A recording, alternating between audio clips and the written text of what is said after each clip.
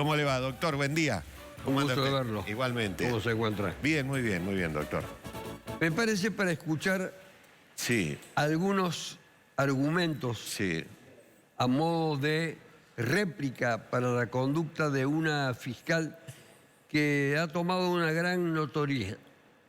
Primero notoriedad y después autoridad a raíz de la investigación que lleva en la causa de Cositorto, Ah, sí, en Villa María, sí. la fiscal Juliana Companys. Interviene en muchas causas, Sí, sí. no solamente en esa causa, pero en una causa se ha encontrado frente a un defensor que, para rebatir el comportamiento de ella, la línea argumental que ha desplegado y la conducta que ha observado y las resoluciones que ha dictado, le ha dicho, entre otras cosas, porque algunos cuando leen el título dura advertencia Sí. a una fiscal o dura crítica, Sí. deben pensar que es una autoridad Claro. o de un juez o de un tribunal de más jerarquía, no, es de un abogado hacia ella. El abogado es Lauro Cosar, que es el defensor de un... No tiene nada que ver esto con la causa de Cositorto. Claro. Quiero aclarar Sí. para distinguir. Ya vamos Es a ver otra causa. de qué se trata la causa. Una causa muy interesante por las consecuencias y por los resultados.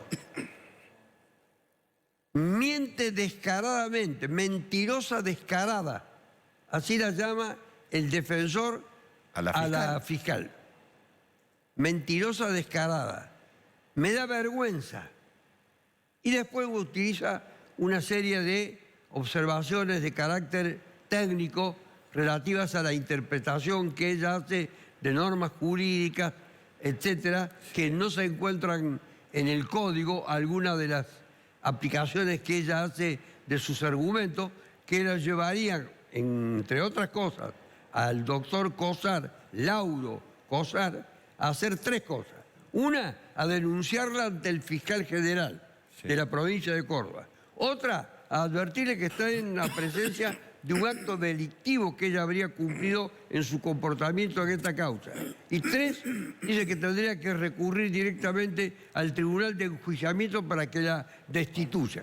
Pero lo de la mentira descarada Sí. es, creo, lo más brutal y además que le da vergüenza el comportamiento de la fiscal. Veamos cómo son los hechos, A ver. rápidamente. Un señor bastante negligente, desgraciadamente, llega a una estación de servicio, deja abierto el vehículo y en el interior de ese vehículo, deja abierto momentáneamente, se baja para volver a subir, deja un maletín. Sí. Es una cosa que suele ocurrir con mucha frecuencia. Justo llegan dos muchachos en un vehículo, ven el maletín, se apoderan del maletín y aquí, bueno, por cierto que el hombre perdió el maletín, Claro. y perdió el contenido del maletín, Sí. que eran nada menos que $50.000. ¿Dólares? 50.000 dólares. La investigación llevó finalmente a que se detuviera a una de esas personas que habían intervenido en el hecho y la otra, que era la asistida por el doctor Lauro Cosar, no se había presentado como pretendía la fiscal que se debía presentar. Eso no corresponde que se le Claro. exija, salvo que le ordene la detención o libre una orden de captura o practique un allanamiento buscándolo en el caso que haya ordenado la detención. Lo cierto es que finalmente a esta persona concurre a ver al doctor Lauro Cosar para que lo asista y le pida un mantenimiento, antes de presentarse, un mantenimiento de libertad. El abogado presenta el escrito de mantenimiento de libertad y espera que le conteste. ¿Saben por qué pide el mantenimiento de la libertad? Para que la gente entienda. Porque dice, bueno, che, pero se apoderó de $50.000, a ese tipo no le corresponde ninguna libertad. Claro. Eso es lo que puede llegar a pensar. Pero resulta ser que el delito que le atribuyen es el delito de hurto simple. Claro. El delito más leve de los delitos en contra de la propiedad, que tiene una pena de 1 mes como mínimo. Claro. y de 3 años como máximo, de manera tal que bastaría simplemente citarla a esa persona sin necesidad de ir a buscarla a su domicilio con un allanamiento. Pero lo cierto es que el hombre quiere presentarse, contrata al abogado, el abogado hace la presentación y espera que le respondan, como corresponde que le Claro. respondan. ¿Qué debía responder al fiscal? Que sí le correspondía que se hiciera lugar a esa libertad que había solicitado anticipadamente, es decir, que se lo mantuviera en el estado de libertad y la causa continuara investigándosela como Claro. corresponde. Pasa un día, pasa 2 días, habla el defensor, porque está en la causa en Villa María, habla con la prosecretaria de esa fiscalía pidiéndole una respuesta y dice, bueno, la respuesta la tiene que dar la fiscal. Claro. Finalmente, entonces, como no tiene respuesta, se llega hasta la fiscalía de Villa María. Y es aquí que se encuentra, por eso la ha tratado también de maleducada y de destrato. ¿Sabe por qué? Porque la fiscal se encontraba en la puerta, diríamos en la barandilla, como le Sí. llaman en tribunales, en el acceso al interior del tribunal, y lo ve al abogado que se dirige a ella y le dice, ¿qué quiere usted? ¿Qué busca acá usted? El abogado le dice lo que viene A buscar, claro. Dice, no lo voy a poner en libertad. Y luego eso lo fundamenta. ¿Por qué no lo va a poner en libertad? Le adelanta de esa manera que para él, para el abogado, es un acto de mala educación y de destrato, del modo en el que a los gritos, según dice el doctor Cosar, ella se refiere a él y a su defendido. Su defendido es una persona de joven que tiene una pareja, tiene un hijo en edad escolar, supuestamente se dedicaría a la actividad de empleado de una pollería. Hay que dejarse de lado la cuestión de la imputación. Sí. Porque la imputación es una cosa, los $50.000 por un lado, pero ¿cómo se califica el delito? El delito, El claro. delito es hurto simple. Y el hurto simple corresponde, desgraciadamente para algunos, afortunadamente para otros, que lo ponga en libertad. Entonces, ¿qué es lo que el defensor le dice a la fiscal? A raíz del comportamiento de la fiscal y la línea argumental, el modo de tratarlo a él, del destrato en realidad y de la mala educación que había observado, es lo siguiente: que el acusado se presente, se arrodille, confiese y exprese su convicción de que esa es una línea de vida de la que debe hacer un mea culpa y una rectificación, un acto de contrición. Nada de eso está en la ley. Claro. Miren los actos. Que se presente, se arrodille. Se arrodille. No. El defensor interpreta que eso es lo que quiere la fiscal.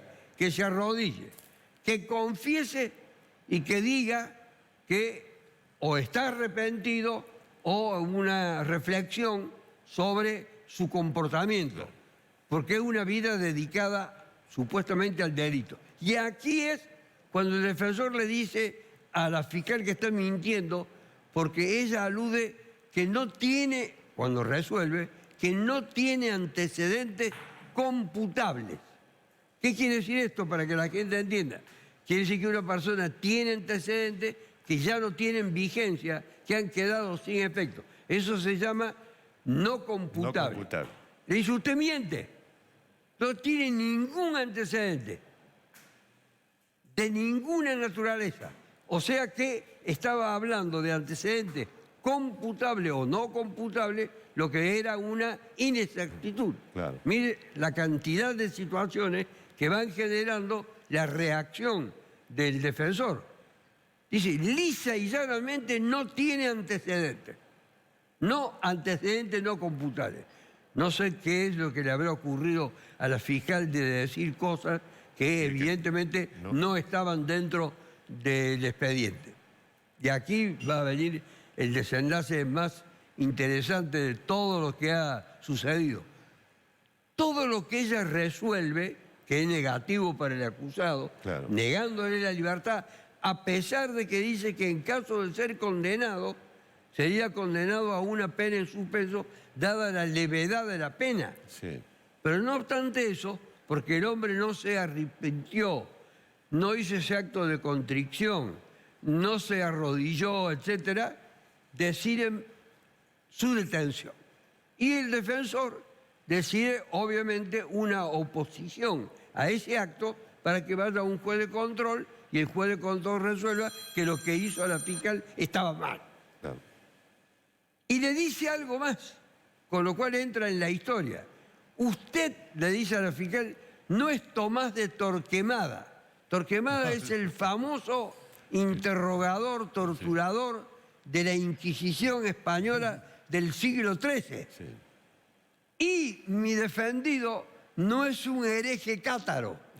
Bueno, entra en el terreno de la psicología y de la persecución a los disidentes cristianos de esa época, los cátaros, con lo cual entra también en un terreno que probablemente la fiscal no conozca debidamente. El nombre de Tomás de Torquemada lo conocen todos los abogados, los jueces, los fiscales, no sé si también los canas. Bueno, pero lo cierto es que existe.